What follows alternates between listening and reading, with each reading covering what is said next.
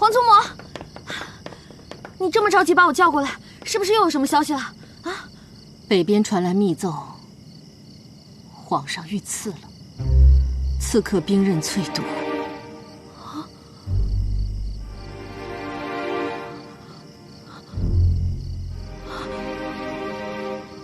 哎，鹏鹏，鹏鹏！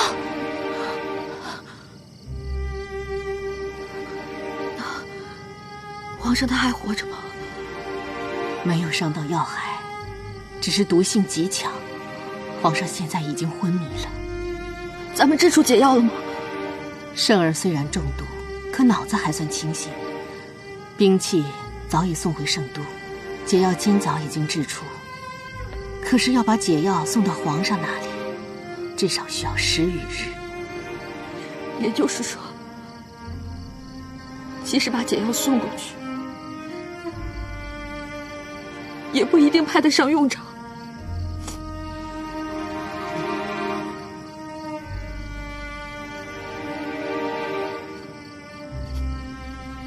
好孩子，你要坚强一些。圣儿还在等你呢。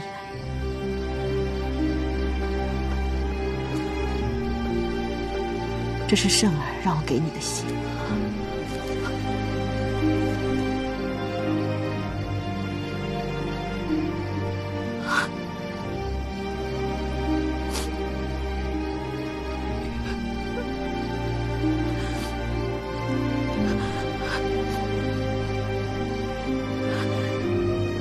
我去。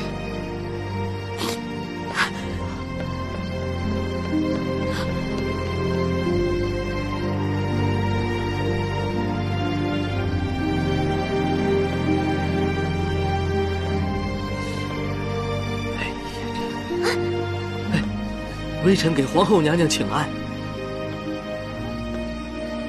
娘娘，什么事啊？张太医。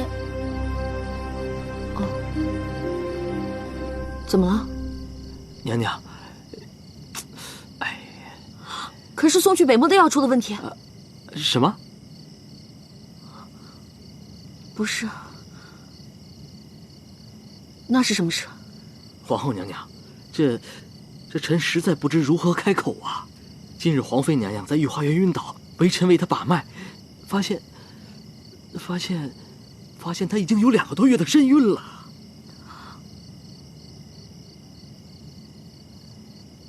2个多月？啊！